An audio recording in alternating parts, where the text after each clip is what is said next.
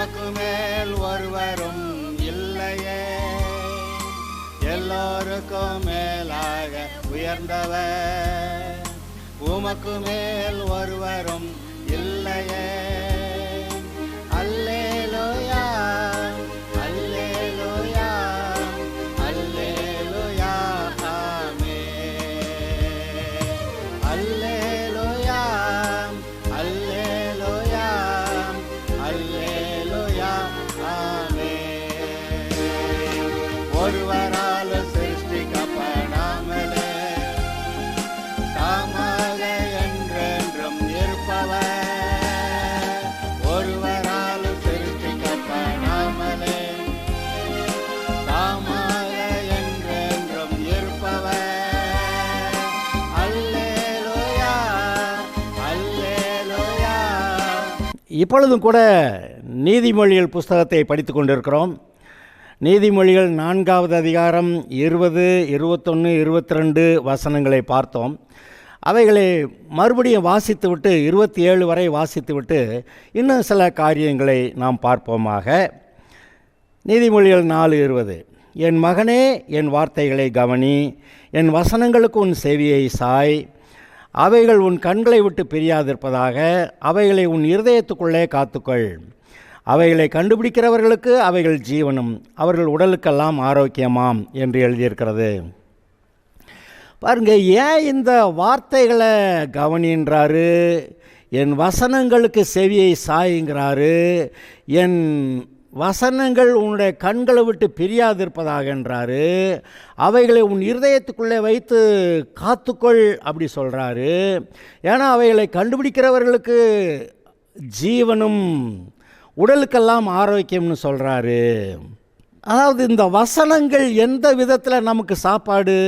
சரீரத்துக்கு நீங்கள் இன்றைக்கி சோறு, இட்லி, தோசை எல்லாம் சாப்பிட்றீங்க, பிரியாணி எல்லாம் சாப்பிட்றீங்க. இந்த எல்லா சாப்பாடும் உங்களுடைய சரீரத்துக்கு மாத்திரமே. அதையும் ஏட்டிக்கு போட்டியாக எதையாவது சாப்பிட்டா சரீரம் சுகமாக இருக்கிறது போல் ஏதாவது வியாதி வந்துடுது. அதனால் சாப்பிட்ற ஐட்டம் கூட சரியாக நிதானித்து சாப்பிட வேண்டிய அவசியம் இருக்குது. ரெண்டாவது, இந்த அரிசி, பருப்பு, சோறு, இட்லி, தோசை எல்லாம் சரீரத்துக்கு மட்டும்தான் சொன்னேன். உங்களுடைய ஆத்மா, உங்களுடைய ஜீவன் இருக்கிறதே, நீங்கள் பிறக்கும்போது தேவன் தம்முடைய ஜீவ சுவாசத்தை உங்களுக்குள்ளே வச்சார். நீங்கள் இப்போ ரட்சிக்கப்பட்டிருக்கிற போது நீங்கள் புருஷனுடைய சித்தத்தினாலாவது மாம்ச சித்தத்தினாலாவது இரத்தத்தினாலாவது பிறவாமல் தேவனாலே பிறந்தவர்கள் அப்படி சொல்கிறாரு. அப்போ உங்களுடைய பரலோக பிதா தேவனாக இருக்கிறாரு. அந்த தேவனாகிய கர்த்தர் உங்களுக்கு ஆத்மாவுக்கு, உங்களுடைய ஆத்மா ஆவிக்கு என்ன சாப்பாடு வைத்திருக்கிறார் என்று கேட்டால் அவருடைய வார்த்தைகளே. இயேசு சொன்னார் பார்த்தீங்களா, மனுஷன் அப்பத்தினாலே மாத்திரமல்ல தேவனுடைய வாயிலிருந்து புறப்படுகிற ஒவ்வொரு வார்த்தையினாலும் பிழைப்பான். பிழைப்பு எதனால் உண்டாகுதான்? வார்த்தையினாலே, தேவனுடைய வாயிலிருந்து புறப்படுகிற வார்த்தையினாலே. நான் இன்னைக்கு கேட்குறேன், இன்னைக்கு காலையில் கர்த்தர் உங்ககிட்ட என்ன பேசினார்? பேசினாரா பேசலையானே தெரியலேம்பாங்க சிலர். அப்புறம் எப்போவுமே பேசுறதில்லைங்கன்னுவார் சிலர். சிலர் எப்போயாவது ஒரு தடவை எப்போயாவது பேசுவாருங்கன்னுவார் சிலர் சொல்லுவாங்க. ஆனால் நீங்கள் சாப்பாடு ஒரு நாளைக்கு எத்தனை தடவை சாப்பிட்றீங்க? சரி, சரீரத்துக்கு இத்தனை தடவை சாப்பிட்டா உங்களுடைய மனதுக்கும் சாப்பாடு வேணுமா இல்லையா? எங்கள் மனதை பட்டினி போட முடியுமா? சரீரத்தை பட்டினி போட்டால் ஃபாஸ்டிங் போட்டேன்னு சொல்லி ரொம்ப பலவீனமாயிடுச்சுங்கன்றீங்க. உங்களுடைய மனதை சாப்பாடு, கர்த்தருடைய வார்த்தை, அவர் கொடுக்குற வார்த்தை, அந்த வார்த்தை தான் சாப்பாடு. அதை கொடுத்து உங்களுடைய மனதை நீங்கள் போஷிக்கலைன்னா இந்த மனது பட்டினி போட்டு அது ரொம்ப பலவீனமாயிரும். அப்புறம் ஒரு வேலையும் செய்ய அதுக்கு முடியாது. அருமையானவர்களே, இதை கவனிங்க. தேவன் இப்படி தான் டிசைன் பண்ணியிருக்கிறாரு. இந்த காரு பெட்ரோலில் தான் ஓடும், இந்த காரு டீசலில் ஓடும். இந்த என்ஜின் மண்ணெண்ணெயில் ஓடும். இந்த என்ஜின் இந்த வேறு சில ஃபியூவல்லாம் இருக்குது, அதில் ஓடும். அதெல்லாம் சொல்கிறாங்க. அந்தந்த என்ஜினுக்கு அந்தந்த ஃபியூவல் போடணும். வேறு எதையாவது போய் பெட்ரோல் ஊற்ற வேண்டிய வண்டியில் மண்ணெண்ணெயை ஊற்றினா போகும், அங்கிட்டு போகிற வழியில் டட்டன்னுட்டு நின்றும். இன்றைக்கு நம்முடைய ஆத்மாவுக்கு உணவு பிசாசோடைய வார்த்தை இல்லை, இந்த உலக மனுஷர்கள் பேசுகிற வார்த்தை இல்லை, இந்த ரட்சிக்கப்படாதவர்கள் தங்களுடைய அனுபவத்தில் கண்ட காரியங்களை சொல்லுவாங்க. ஆனால் உங்களுடைய ஆத்மாவுக்கு சாப்பாடு தேவன் அனுதினமும் கொடுக்கிற சாப்பாடு வார்த்தைகள். அனுதின மன்னான்னு கேள்விப்பட்டிருக்கீங்களா? அங்கே வனாந்தரத்தில் சாப்பாடு வேண்டியிருந்தது. கர்த்தர் ஒவ்வொரு நாளும் மன்னா கொடுத்தார். அது தேனிட்ட பணியாரம் போல் இருக்குமா? காலையில் எந்திரிச்சு போய் வெளியில் தேடினா அங்கே கிடக்கிற மண்ணா பொறுக்கிட்டு வரலாமா? தேவையான அளவுக்கு பொறுக்கிட்டு வரலாமா? அன்றன்றைக்கு தேவையானதை மட்டும் பொறுக்க சொல்லியிருந்தார். நம்ம ஆளுக கெட்டிக்காரவங்க, நாளைக்கும் சேர்த்து இன்றைக்கே கொஞ்சம் பொறுக்கிடலாம் அப்படின்னு சொல்லி பொறுக்கி வச்சுருந்தாங்க. அன்னைக்கு தேவையானதை சாப்பிட்டாங்க, நல்லா இருந்துச்சு. நாளைக்கு வச்சுக்கலான்னு வச்சுருந்தாங்கல்ல, அதை காலையில் எடுத்து பார்த்தப்ப அது ஊசி போயிருந்துச்சு, நாரி போயிருந்துச்சு. சரி, நாரி போனால் பரவாயில்லன்னு அந்த ஊசி போனதை அவங்க சாப்பிட முடியுமா? சாப்பிட முடியாது. அப்புறம் அன்னைக்கு போய் அவங்க மறுபடி மண்ணா பொறுக்கிட்டு வரணும். அருமையானவர்களே, இன்றும் கூட நம்முடைய ஆத்மாவுக்கு தேவன் அனுதினமும் மன்னாவை கொடுக்கிறார். அனுதினமும் அவருடைய வார்த்தைகள், அனுதினமும் ஜீவ வார்த்தைகள், ஜீவனுக்கு ஏதுவான வார்த்தைகள், ரட்சிப்புக்கு ஏதுவான வார்த்தைகள், ஆசீர்வாதத்துக்கு ஏற்ற வார்த்தைகளை அவர் ஒவ்வொரு நாளும் கொடுக்கிறார். ஒவ்வொரு நாளும் ஒரு தடவை மட்டும் இல்லை, பல தடவை அவர் கொடுக்குறார். சாப்பிட்றது மட்டும் காலையில் பிரேக்ஃபாஸ்ட் சாப்பிட்றோம், அப்புறம் இடையில டீ காப்பி சாப்பிட்றோம், அப்புறம் வடை சாப்பிட்றோம், மத்தியானம் சாப்பாடு சாப்பிட்றோம், அப்புறம் சாயந்தரத்தில் ஒரு டீ காப்பி வடை, அப்புறம் நைட்டு ஒரு சாப்பாடு. இதெல்லாம் இத்தனை, அதுக்கு மேலே கடைசியில் தூங்க போகிறப்போ ஒரு பால். இவ்வளவு சரீரத்துக்கு சாப்பிட்றதுக்கு தெரிந்த ஆட்களுக்கு தேவனுடைய வார்த்தை நம்முடைய ஆத்மாவுக்கு தேவையானது. அதை எப்போதும் கவனிக்க வேண்டும். எப்போ வேணாலும் அவர் பேசுவார். அவருடைய வசனத்தை கேட்க, வார்த்தையை கேட்க நம்முடைய செவியை சாய்த்திருக்கும் போது அவர் அடிக்கடி பேசுகிறத நீங்கள் கேட்பீங்க. அவர் பேசுகிற அந்த வார்த்தையினாலே, அந்த ஜீவன் கொடுக்கக்கூடிய அந்த வார்த்தையினாலே உங்களுடைய ஆத்மா பிழைக்கும் என்று சொல்லுகிறார். ஆதலால் அந்த பிழைப்புக்கான அந்த வார்த்தைகளை நீங்கள் அதை கவனிக்க வேண்டும். அவைகளை கண்டுபிடிக்கிறவர்கள், அதை காத்து கொள்ளுகிறவர்கள் அப்படிலாம் போட்டிருக்கு பார்த்தீங்களா? அந்த இருதயத்தில் காத்துக்கொள்கிறத பற்றி பேசியிருக்கு. இப்படி சொல்லியிருக்கிறார், நம்ம அதன்படியே கரெக்டாக நடக்கணும் அப்படின்னு சொல்லி அதை காத்துக்கொண்டு அதன்படி செயல்படுகிறவர்களுக்கு அது ஜீவனும் உடலுக்கெல்லாம் ஆரோக்கியமாம். எந்த வியாதியும் நாம் தேவனுக்கு செவி கொடுக்குற அளவுக்கு நம்ம செவி கொடுத்து வசனத்தை ஏற்றுக்கிட்டா உங்களுடைய சரீரத்தில் எந்த வியாதிக்கும் இடம் இல்லை. அது குஷ்டரோகமாக இருக்கலாம், அது கேன்சராக இருக்கலாம், அல்லது பலவிதமான பாலியல் குற்றங்களால் வர எல்லா வியாதிகளாக இருக்கலாம். அந்த எந்த வியாதிக்கு அங்கே இடம் இல்லை. நீங்கள் கர்த்தருடைய வசனத்தை உங்களுடைய இருதயத்தில் வச்சுருந்தீங்கன்னா, பாஸ்டர், நிறைய பாஸ்டர்களும் சரி, நிறைய பெரிய ஊழியக்காரர்களும் சரி, நிறைய நல்ல அனுபவசாலியான நல்ல விசுவாசிகளும் சரி வியாதியாக இருக்காங்களே, அவங்க நல்லவர்கள் தான். ஆனால் தேவையான அளவுக்கு கர்த்தருடைய வசனத்தை அவர்கள் உட்கொள்ளவில்லை. இருதயத்தில் அந்த வாக்குத்தத்த வசனம், சுகத்துக்கான வசனம் அங்கே இல்லை. பிசாசை எதிர்க்கிறதுக்கான வசனம் உள்ளே இல்லை. அந்த இடம் எம்டியாக இருக்குது. அதனால் வியாதி வரும்போது, பிசாசு வரும்போது அதை எதிர்க்க முடியவில்லை. நான் ஜெபம் பண்ண முடியலை. ஜெபம் பண்ணுறது வேற. எப்போ நம்ம ஆட்கள் எப்போ ஜெபம் பண்ணுவாங்க? எல்லா வியாதியும் வந்த ஒருபாடு, எல்லா பிசாசும் வந்து எல்லா குழப்பத்தையும் உண்டு பண்ணி நாசம் பண்ணி ஒழுங்கன்மை வெறுமையும் ஆயிடுச்சு, ஆழத்தில் இருள் இருக்குது அப்படின்னு சொன்ன மாதிரி வாழ்க்கையை இருண்ட பிறகு தான் ஜெபமே ஆரம்பிக்கிறாங்க.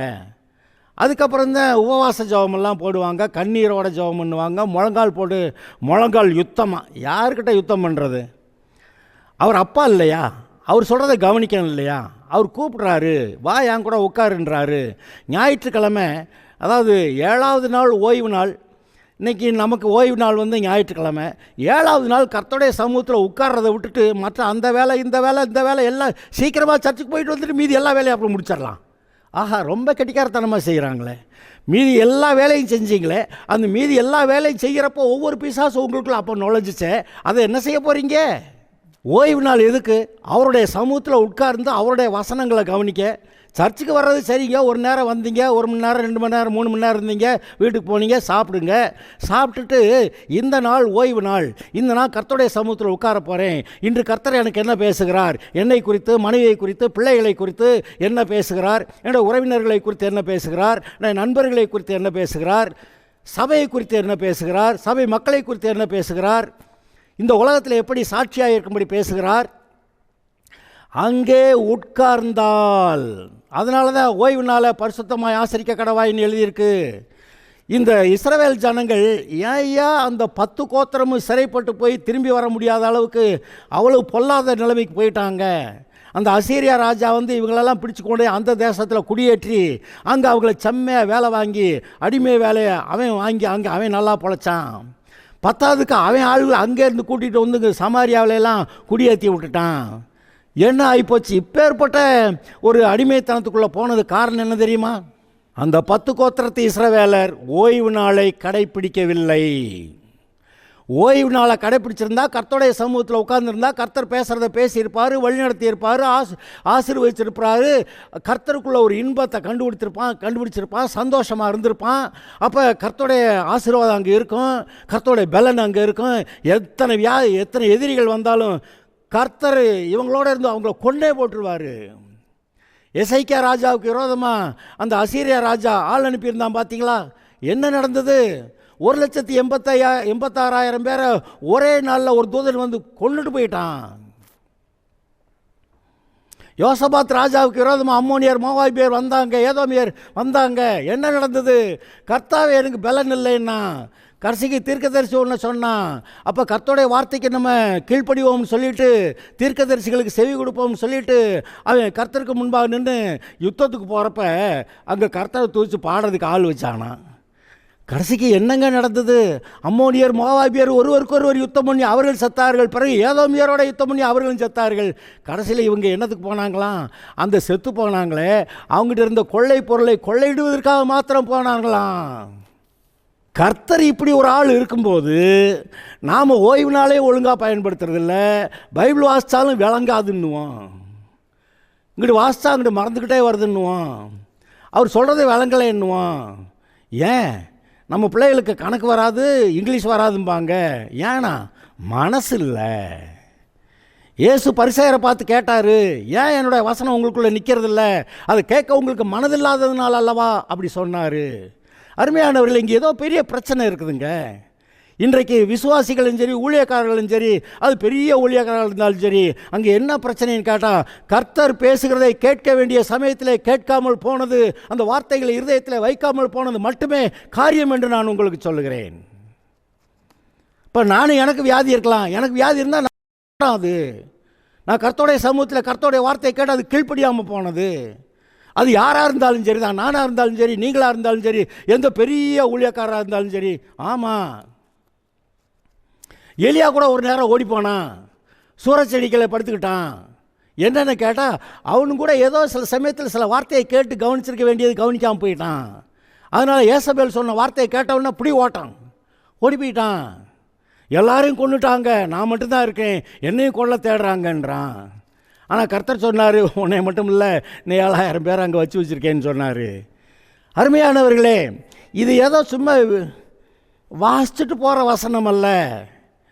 இன்றைக்கு அமர்ந்து காத்திருந்து, நான் உங்களை உபவாசமெல்லாம் போட சொல்லலை, கொஞ்சம் நிறையா சாப்பிட்டா தூக்கம் வருமே, அந்த சாப்பாடை எக்ஸ்ட்ரா சாப்பாடை கட் பண்ணிவிட்டு நல்லா பிரிஸ்காக இருந்து பைபிளை வாசித்து கர்த்தருக்கு ஸ்தோத்திரம் சொல்லி அல்லேலியா போட்டு அல்லேலுயா சந்தோஷம் ஆண்டவரே அப்படி சொல்லக்கூடிய மனநிலை. அப்படி ஒரு 2-3 நாளைக்கு வேறு எந்த வேலைக்கும் போகாமல் 2-3 நாளைக்கு இப்படி கர்த்தர்கிட்ட உட்காருங்க பார்க்குறேன். 2-3 நாளில் உங்களுக்குள்ள ஒரு ஆவிக்குரிய பலன், ஒரு உயர்வு, ஒரு சமாதானம், ஒரு சந்தோஷம் உங்களுக்கு வந்திருக்கும். இதை அடிக்கடி செஞ்சால் ஒரு மாதத்துக்கு ஒருக்கா ஒரு 2-3 நாள் போடலாம் அன்னைக்கு. அதாவது உபவாசம்னா பெரிய நான் சாப்பிடவே வேண்டாம்னு சொல்ல டீ காப்பியை குடிச்சிக்கா எதுதா பண்ணுங்க, ஆனால் தூங்கக்கூடாது. அங்கே பைபிளை வாசிக்கணும், கர்த்தருடைய வார்த்தையை கேட்கணும், ஸ்தோத்திரம் போடணும். நம்ம ஆளுங்க அதை விட்டால் எனக்கு கெஞ்சி மன்றாடி கண்ணீர் விட்டு உருண்டு பிறண்டு கர்த்தருடைய சிங்காசனத்தை அசைச்சு அவர் தான் உட்காந்துருந்துட்டு போகிறாரு. அவரையும் ஆட்டணுங்கிற? கர்த்தர் நமக்கு நன்மை செய்ய தானே இருக்கிறாரு. அவர் நன்மை செய்கிறவர்னு கண்டுபிடிக்காமல் அவர்கிட்ட கெஞ்சுறதே முதல்ல தப்புங்க. கெஞ்சுறதே ஏன் கெஞ்சுறீங்க? கொடுக்க மாட்டாருன்னு நினச்சிக்கிட்டு கெஞ்சுறீங்க. அப்போ கொடுக்குறத கேளுங்க. நீங்கள் அவர்கிட்ட உட்காருங்க, அவரே கொடுப்பாரு. பிள்ளைகளுக்கு அப்பா அம்மா ஏற்கனவே சம்பாதிச்சு கொண்டு சமைச்சு கொடுக்குறாங்களா இல்லையா? இது அவர் செய்ய மாட்டாரா? நம்ம வீட்டில் நம்ம பெற்றோர் நமக்கு பிள்ளைகளுக்காக இதெல்லாம் செய்யணும் எல்லாம் நம்ம செஞ்சு கொடுக்குறோம். நமக்கு இருக்கிற அறிவு அவருக்கு இல்லைன்னு நம்ம கணக்கு போட முடியுமா? அவர் இதை விட நல்லா செய்கிறவர் தானே. ஆனால் வீட்டில் இருக்க வேண்டிய நேரத்தில் இருக்கணும், அவர் பேசுகிறத கேட்கணும். இங்கே இந்த பிள்ளைகளுக்கு எப்போவுமே வழக்கம் என்ன? இங்கே இருடா தம்பி அப்படின்னா, இந்த எனக்கு வேலை இருக்க போகிறேன், அங்கே ஃப்ரெண்ட்ஸ் கூப்பிட்றாங்க, அந்த விளையாட்டு போகணும், இந்த எல்லாம் சொல்லிட்டு ஒரு மீறுதல். கடைசிக்கு அப்பாவுடைய ஆசீர்வாதத்தை, அதாவது சில பெற்றோர் பிள்ளைகளை நான் இன்ஜினியரிங் படிக்க வச்சுருவேன், மெடிக்கல் படிக்க வச்சுருவேன், பெரிய சயின்டிஸ்ட் ஆக்கிடுவேன், அல்லது பெரிய அளவில் ஒரு கம்பெனி நடத்துகிற அளவுக்கு பெரிய ஆள் ஆக்கிடுவேன் அப்படின்னு அவங்க ஆசைப்பட்டு அதை செய்கிறதுக்கு எல்லா பிரயாசமும் படுறாங்க. இவன் போய் கிரிக்கெட் விளையாண்டுட்டு கிரிக்கெட்லேயே ஒழுங்கில்லை. அப்படி இருந்தாலாவது போய் அது பெரிய இன்டர்நேஷ்னல் லெவலில் ஏதோ ஒன்று விளையாண்டுட்டு வந்துடுவாங்க. அதுவும் இல்லை. கடைசிக்கு எந்த பெற்றோர் விரும்பின அளவுக்கு இவங்களை உயர்ந்த அளவில் கொண்டு போய் வைக்க முடியலை. ஏன்? இந்த பிள்ளைங்க சொன்னபடி கேட்காது. அதே போல் நாமும் பரலோக பிதாவாகிய தேவனுக்கு சொன்னபடி கேட்கலன்னா அவர் விரும்புகிற ஸ்தானத்துக்கு நம்மளை உயர்த்த முடியலை. அது சொல்கிறாரு, என் மகனே என் வார்த்தைகளை கவனி, என் வசனங்களுக்கு உன் செவியை சாய், அவைகள் உன் கண்களை விட்டு பிரியாதிருப்பதாக, அவைகளை உன் இருதயத்துக்குள்ளே காத்துக்கள், அவைகளை கண்டுபிடிக்கிறவர்களுக்கு அவைகள் ஜீவனும் அவர்கள் உடலுக்கெல்லாம் ஆரோக்கியமாம். ஆமாம், உடலுக்கெல்லாம் ஆரோக்கியம்தான். வியாதி நம்மளை மேற்கொள்ள மாட்டாது. அதாவது பாவ உணர்வு இருக்கிறதுனால தான் சீக்கிரமாக சாகுறாங்க. ஆதாம் சாகிறதுக்காக உண்டாக்கப்பட்டவன் அல்ல. ஆனாலும் பாவம் செஞ்ச பிறகு அவன் அன்னைக்கே செத்து விழுகலை. 930 வருஷம் இருந்தான். அவனோட கூட சேர்ந்த ஆட்கள்லாம் 969 வயசு வரைக்கும் இருந்தவங்களாம் இருக்காங்க. ஆனால் நோவா காலத்தில் உண்டான பாவம் பெருகின போது கடைசிக்கு 930 120 ஆயிடுச்சு. சரி, அதான் போச்சுன்னு விட்டால் எகிப்திலேருந்து இஸ்ரவேலர் வந்தாங்களே, அவங்க பாவங்கள் இன்னும் கொடிதாயிருச்சு. அதனால் 70 80 ஆக்கிட்டாரு. பாவங்கள் பெருக பெருக வாழ்நாள் குறைகிறது. இப்போ அதனால தான் இவர் சொல்கிறாரு, நீ என்னுடைய வார்த்தைகளுக்கு நீ செவி கொடுத்தேன்னா, இந்த பாருங்க 4வது அதிகாரம் 10வது வசனத்தை வாசிக்கிறேன். என் மகனே கேள், என் வார்த்தைகளை ஏற்றுக்கொள். ஏற்றுக்கொள்னா என்ன அர்த்தம்? கேட்டுட்டு மட்டும் இல்லை, மனசில் உள்ள வச்சு அதன்படி செய்ய தீர்மானிக்கணும். என் வார்த்தைகளை ஏற்றுக்கொள், அப்பொழுது உன் ஆயுசின் வருஷங்கள் அதிகமாகும். என்னையா அது? அப்போ நான் ஜாதகத்தில் 77 வயசு அப்படியா? இல்லையே. என்னுடைய வார்த்தைகளை ஏற்றுக்கொண்டு நீ செயல்பட்டேன்னா உன் ஆயுசின் வருஷங்கள் அதிகமாகும். அப்போ இது மாதிரி இன்னும் அநேக வசனங்கள் இருக்காங்க. அப்போ ஆயுசின் வருஷங்கள் அதிகமாக்கலாம். 70 80 இல்லை, 80 90 100 110, குறைஞ்சபட்சம் 120க்கு போகலாமே. குறைஞ்சபட்சம் 120க்கு போகலாமே.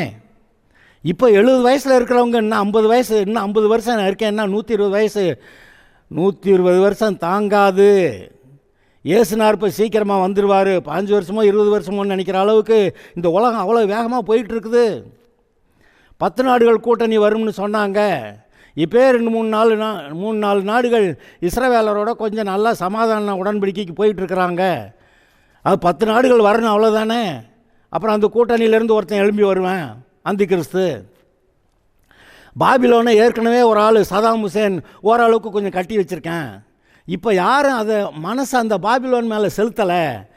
ஆனால் திடீர்னு இந்த 4 நாடு 5 நாடு 10 நாடு கூட்டணி வர்றப்ப, நம்ம இஸ்ரவேலுக்கு விரோதமாக ஒன்று செய்யணும்னா அது பாபிலோன் மட்டும்தானே, நேபுகாத் நேச்சார் தானே. இன்றைக்கி சதாம் ஹுசைன் கூட தன்னைய மாடர்ன் நேபுகாத் நேச்சார்னு தன்னைய சொல்லிக்கிட்டேன். ஏன்னா அந்த நேபுகாத் நேச்சார் தான் இஸ்ரவேலுக்கு விரோதமாக இருந்த ஆள். அப்போ இங்கே ஒரு நேபுகாத் நேச்சார் வரணும், ஒரு அந்தி கிறிஸ்து வரணும். அந்த சூழ்நிலையெல்லாம் ஏதோ பக்கத்தில் இருக்க மாதிரி நீங்கள் பார்க்கலையா? நம்ம நாட்டில் நடக்கக்கூடிய காரியங்கள் கூட அந்த 666 பக்கமாக வேகமாக போய்கிட்டு இருக்கிறது தெரியலையா? நம்ம இது கூட உணர்வு இல்லாமல் இருந்தால் எப்படி ஆகிறது? ஏன் உணர்வு இல்லாமல் இருக்கிறோம்? வசனத்தை உள்ளுக்க வைக்கலை, அவருடைய பிரசன்னத்தை உணரலை. அதனால் இஷ்டத்துக்கு நம்ம வாழ்கிறது, அப்புறம் பொட்டுன்னு போகிறது, அப்புறம் வியாதியோட இழுத்துட்டு கிடக்கிறது, அப்புறம் இந்த ஆஸ்பத்திரியாக அலைகிறது, சம்பாதிச்செல்லாம் ஆஸ்பத்திரியில் போட்டுறது. இந்த பொத்தலான பையிலே போடுகிறவனாக சம்பாதிக்கிறான்னு போட்டிருக்கு. இங்கே போட்டாக்கு கீழே போயிடுங்கிட்டு. அதுபோல் கர்த்தர் கொடுக்குற சம்பாத்தியத்தை, ஆசீர்வாதத்தை அதை வச்சு அனுபவிக்கிறதுக்குன்னு கர்த்தர் கொடுத்தா அதை டாக்டர் மூலமாக பிசாசு திருடுறான், வியாதிகள் மூலமாக பிசாசை திருடுறான், அல்லது வேறு ஏதாவது தொழில் தொடங்கி நஷ்டங்கள் மூலமாக பிசாசை திருடுறான். நீங்கள் ஆசீர்வாதமாக லாபமாக இருக்க சந்தோஷமாக இருக்கத்தானே கர்த்தர் உண்டாக்குறாரு. அது எப்படி நஷ்டங்களும் இதில் போராட்டங்களும் வியாதிகளும்? எங்கே தப்பு நடக்குது? நம்முடைய இருதயத்தை சரி பண்ணுறதை பண்ணணும். சரி பண்ணாமல் நான் பெந்தகோஸ்தைங்க, வெறும் பெந்தகோஸ்தை ஒன்றுக்கும் இல்லை. பரிசுத்த ஆவியில் நிறைஞ்சிருக்கீங்களா? பெந்தகோஸ்தைன்னா என்ன அர்த்தம்? பரிசுத்த ஆவியில் நிறைந்தவர்கள். இந்த பரிசுத்த ஆவியில் நிறைஞ்சிருந்தால் மற்றவங்க நம்மளை பார்த்து கேள்வி பண்ண மாட்டாங்க. பரிசுத்த ஆவியில் நிரம்பாததுனால உனக்கும் மற்றவனுக்கு, ஏன் ரட்சிக்கப்படாதவனுக்கும் உனக்குமே வித்தியாசம் இல்லையே. உன்னோட இருதயத்துக்குள்ளே ரட்சிப்பு இருக்கா? ஆனால் மற்றவங்க யாரும் அதை பார்க்கலையே. ஆனால் நீ பரிசுத்த ஆவியில் நிறைஞ்சிருப்பாயானா உன்னுடைய வார்த்தைகள், உன்னுடைய செயல்கள் மூலமாக உனக்குள்ளே கர்த்தர் இருக்கிறாருன்னு பார்த்து உன்னை கண்டு பயப்படுவாங்கன்னு போட்டிருக்கே பைபிளில். அப்போ பரிசுத்த ஆவியில் நிறைஞ்சிருந்தால் அது என்ன பெந்தகோஸ்தேன்னு உங்களை பார்த்து கேட்கவே மாட்டாங்க. ஹலோ, வார்த்தையில் இருதயத்தில் வைத்திருந்தால் அங்கே உள்ள விசுவாசம் இருக்கும். விசுவாசம் இல்லாத காரணம் என்ன? கர்த்தருடைய வசனம் அங்கே இல்லை.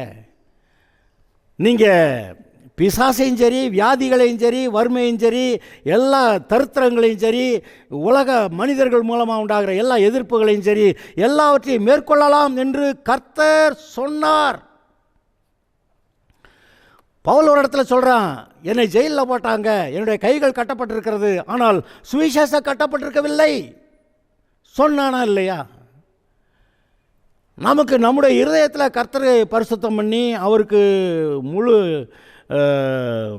இடமும் கொடுத்து, கர்த்தாவே நீர் சொல்லுகிறபடி நான் செய்கிறேன்னு சொல்லி, இந்த அப்படி இருக்கிறவங்க இந்த உலகத்தோடு ஒத்து போக முடியாது. அது பெரிய போராட்டம்தான். சமயத்தில் வீட்டாரே எழுப்பி பிரச்சனை பண்ணிடுவாங்க. வீட்டாரே உன் சத்துருக்கள்னு பைபிளில் போட்டிருக்கா இல்லையா? அங்கே ஏதாவது பிரச்சனைகள் இருக்கும். ஏசுனார் சொன்னார் ஒருத்தன்ட்ட, அப்பா இறந்து போயிட்டாரு, நான் போய் அடக்கம் பண்ணிட்டு வர்றேன் அப்படின்னு சொல்ல, அவர் சொல்கிறாரு, ஏய் போயிடாதடா அப்படின்னு. அவன் போய் அவங்க அப்பாவை அடக்கம் பண்ணிட்டு வர்றேன்னு சொன்னதுக்கு ஒரு பெர்மிஷன் கொடுக்கல.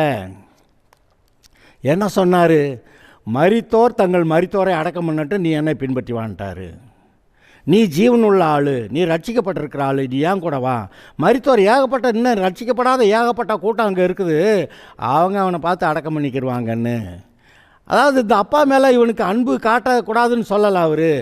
ஆனால் அவருக்கு ஒன்று தெரிஞ்சிச்சு, இவன் போனான்னா திரும்பி வரமாட்டான், இவன் அங்கே போட்டு அமுக்கிடுவாங்க, கோழி அமுக்கிற மாதிரி அமுக்கிடுவாங்க. அப்படி தெரிஞ்சதுனால இவனை போக வேண்டான்னு சொல்கிறாரு.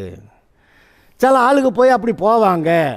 அங்கே கர்த்தருக்கு பிரியமில்லாத, அது எதெல்லாம் செய்யக்கூடாதோ அதையெல்லாம் அங்கே சூடஞ்சாம்பிராணியெல்லாம் போட்டு வச்சுட்டு ஒருத்தன் செய்ய சொல்லுவேன். அப்புறம் அதெல்லாம் செஞ்சு விட்டு மனசே நல்லா இல்லைங்க பாஸ்டர், மனசே நல்லா இல்லை, அப்படி தான் இருக்கும் உனக்கு, உன்னை ஒன்றும் செய்ய முடியாது. பாஸ்டர் உனக்கு ஜெபம் பண்ணால் பாஸ்டரை தான் அடிக்கணும். ரொம்ப கடினமான உபதேசமாக இருக்கோ? ஓகே சரி, இன்னும் கொஞ்சம் சாஃப்டாக பேசுகிறேன். அதான் பிரசங்கி சொல்கிறான், இதமான வார்த்தைகளை கண்டுபிடிக்க பிரசங்கி வகை தேடினான். ஆனாலும் சொல்லப்பட்ட வார்த்தைகள் சத்தியம்னு சொன்னானே பார்த்தீங்களா? இங்கே பாருங்கள், பிரசங்கியில் 12வது அதிகாரம் 9, 10, 11 வாசிக்கிறேன். மேலும் பிரசங்கி ஞானவானாக இருந்தபடியாலே அவன் ஜனத்துக்கு அறிவை போதித்து கவனமாய் கேட்டு ஆராய்ந்து அநேகம் நீதிமொழிகளை சேர்த்து எழுதினான். இதமான வார்த்தைகளை கண்டுபிடிக்க பிரசங்கி வகை தேடினான்.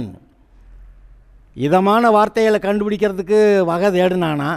ஆனால் கொஞ்சம் கடினமாக பேசியிருந்தா கூட எழுதிய வாக்கியங்கள் செவ்வையும் சத்தியமானவைகள். ஞானிகளின் வாக்கியங்கள் தாற்றுக்கோள்களைப் போலவும் சங்கத் தலைவர்களால் அறையப்பட்ட ஆணிகள் போலவும் இருக்கிறது. அவைகள் ஒரே மேய்ப்பனால் அளிக்கப்பட்டது, தேவாதி தேவனால் அளிக்கப்பட்டதுன்னு சொல்கிறான். சில சமயத்தில் கடிந்து கொண்டு பேசுவது அவசியமாக இருக்கிறது. எப்போவுமே பாலிஷ் போட்டுக்கிட்டே இருந்தால் அதையும் பார்த்து கர்த்தர் வைகிறாரு. ஏசாயா தீர்க்கதரிசி முதல் அதிகாரத்தில் 6வது வசனத்திலிருந்து வாசிக்கிறேன். உள்ளங்கால் தொடங்கி உச்சந்தலை மட்டும் அதிலே சுகமே இல்லை. அது காயமும் வீக்கமும் நொதிக்கிற ரணமும் உள்ளது. அது சீழ்பிதுக்கப்படாமலும் கட்டப்படாமலும் எண்ணெயினால் ஆற்றப்படாமலும் இருக்கிறது. உங்கள் தேசம் பாழாயிருக்கிறது, உங்கள் பட்டணங்கள் அக்கினியால் சுட்டரிக்கப்பட்டது. உங்கள் நாட்டை அந்நியர் உங்கள் கண்களுக்கு முன்பாக பட்சிக்கிறார்கள். வியாதியாக இதெல்லாம் வந்து பட்சிக்கிறது. அது அந்நியரால் கவிழ்க்கப்பட்ட பாழ் தேசம் போல இருக்கிறது. அப்போ சீழ்பதுக்கப்படாமல் எண்ணெயின் ஆற்றப்படாமல் கட்டப்படாமல் இருந்தால், அப்புறம் இன்னொரு இடத்துல கர்த்தர் வைகிறாரு, இவங்க என் ஜனங்களின் காயங்களை மேற்பூச்சா குணமாக்குறாங்கன்னு. யார்? தீர்க்கதரிசிகள். ஜனங்களுடைய காயங்களை மேற்பூச்சா குணமாக்குறாங்களாம். அதை அறுக்க வேண்டியதை அறுத்து சீல் பிதுக்க வேண்டியதை பிதுக்கி அப்படிலாம் செய்யணும். எரேமியா 8வது அதிகாரத்தில் என்ன எழுதியிருக்கு அதையும் வாசிக்கிறேன். எரேமியா 8ல்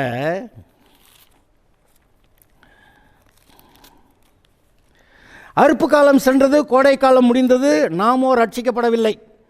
இன்னும் வியாதி நீங்களை. என் ஜனமாகிய குமாரத்தின் காயங்களால் நானும் காயப்பட்டேன், கரிகருத்திருக்கிறேன், தேய்ப்பு என்னை பிடித்தது. கீலேயாத்தில் பிசின் தைலம் இல்லையோ, ரணவைத்தியனும் அங்கே இல்லையோ, பின்ன ஏன் என் ஜனமாகிய குமாரத்தை சொஸ்தமடையாமல் போனால்? அவருக்கு கோபம் வருது. கீலேயாத்தில் பிசின் தைலம் இல்லையோ, ரணவைத்தியனும் அங்கே இல்லையோ, சர்ஜன். பின்ன ஏன் என் ஜனமாகிய குமாரத்தை சொஸ்தமடையாமல் போனால்? எல்லாம் மருந்து இருக்கே, டாக்டர் இருக்கிறாரு, அப்புறம் ஏன் சுகம் இல்லை அப்படின்னா உள்ள இருதயத்தில் வியாதி. ஏங்க, இருதயத்தில் இருக்க மனக்குழப்பத்துக்கு டாக்டர் நான் மாத்திரையாக கொடுக்க முடியும்? அது கர்த்தர் தான் வார்த்தையை அனுப்ப முடியும். கர்த்தர் கொடுக்குற வார்த்தை தான் மாத்திரை. அந்த வார்த்தைகள் தான் உங்களுடைய சரீரத்துக்கு சுகம் உண்டாக்கக்கூடிய மாத்திரைகள், மருந்துகள். நம்ம அதை கவனிக்கணும். அதை கவனிக்காமல் நான் என் இஷ்டத்துக்கு வாழ்வேன், அப்புறமேலு சர்ச்சில் போய் உட்காந்து ஆண்டவரேன்னு மண்டி போட்டு கண்ணீர் விட்டு அழுது உபவாசம் போட்டு, அவ்வளவு வேஸ்ட்டுங்க. இவ்வளவு நாளாக இந்த கிறிஸ்தவ வாழ்க்கையில் இப்படியெல்லாம் செஞ்சதெல்லாம் வேஸ்ட்டாக இருந்திருக்குதுன்னு நீங்கள் இது வரைக்கும் அனுபவிக்கலையா? அப்போ என்ன, செவி கொடுக்க வேண்டியதில் செவி கொடுக்கணும். செவி கொடுத்து கீழ்ப்படிய வேண்டிய இடத்துல அவன் செவி கொடுக்க மாட்டேன்னு கீழ்ப்படிய மாட்டேன்னு இருக்கிறவனுக்கு இந்த பாஸ்டர் ஜெபம் பண்ணா, நான் நம்புகிறேன் பாஸ்டரை கர்த்தர் அடிப்பார்னு. உனக்கு அறிவில்லையா? அவன் எங்கே சரியாகணும்னு உனக்கு தெரியுதே, அங்கே சொல்லு, அவனை சரி பண்ணு, அவனை மறந்துரும்ப வை. அவனை மறந்துரும்ப வைக்கிறத விட்டுவிட்டு அவனுக்கு பேல் பூச்சா பூசி காணிக்க கொடுக்குறான் அவனுக்கு. அதனால் அவன்கிட்ட நீ பேச மாட்டியா? அவன்கிட்ட பேசி ஒழுங்குபடுத்தி அவனை மறந்துரும்ப வச்சு அப்புறமேலு ஜெபம் பண்ணுன்னா, இல்லை மேற்பூச்சா பூசுகிறேன்னு. யாக்கோபு 5வது அதிகாரத்தில் என்ன எழுதியிருக்கு? பாவம் இருந்தால் ஒருத்தருக்கு ஒருத்தர் பாவத்தை அறிக்கை பண்ணுங்க, அதை விடுங்க. பாவத்தை மறைக்கிறவன் வாழ்வடைய மாட்டான், அறிக்கை செய்து விட்டு விடுகிறவனை இரக்கம் பெறுவான்னு போட்டிருக்கு. மனம் திரும்பும் போது எல்லா பாவங்களிலிருந்து விடுதலை கொடுக்கிறார், சகல பாவங்களை நீக்கி நம்மை சுத்திகரிக்கிறார்னு சொல்லியிருக்கே. அப்படி ஒருவருக்கு உங்களை பாவங்களை அறிக்கையிட்டு நீங்கள் ஜெபம் பண்ணால் ஒருத்தருக்கு ஒருத்தர் ஜெபம் பண்ணுங்க, சுகமாவீங்கன்னு எழுதியிருக்கே. இந்த மனம் திரும்ப வேண்டிய ஆட்களை மனம் திரும்ப வைக்காமையே நாம் அவங்களுக்கு இந்தா பேச ஜெபம் பண்ணுறேன், இந்த அந்தா ஜெபம் பண்ணுறேன். சரியில்லை. நீங்களே இப்படி பிரச்சனையில் இருந்தாலும் நீங்கள் மனம் திரும்பணும். மனம் திரும்பாட்டா ஜெபம் கூரையை தாண்டி போகாதுன்னு சொல்லுவாங்க, கேட்டிருக்கீங்களா? அது இப்படி ஆளுகளுக்கு தான். அருமையானவர்களே, செவி கொடுக்க வேண்டிய இடத்துல செவி கொடுப்போமாக. அப்பொழுது தேவன் கொடுக்குற ஆசீர்வாதங்கள் நமக்கு வரும். நாம் அதை சுதந்திரிக்கலாம், வாழ்ந்திருக்கலாம். நான் செய்த இந்த கிரியைகளை செய்வான், இதோட பெரிய கிரியைகளை செய்வான்னு சொன்னாரே, தவறி போய் ஏதோ சொல்லிவிட்டாருன்னு நினைக்கிறீங்களோ? நிச்சயமாக உங்களை கொண்டு செய்வார். ஹல்லேலூயா. கர்த்தர் உங்களை ஆசீர்வதிப்பாராக.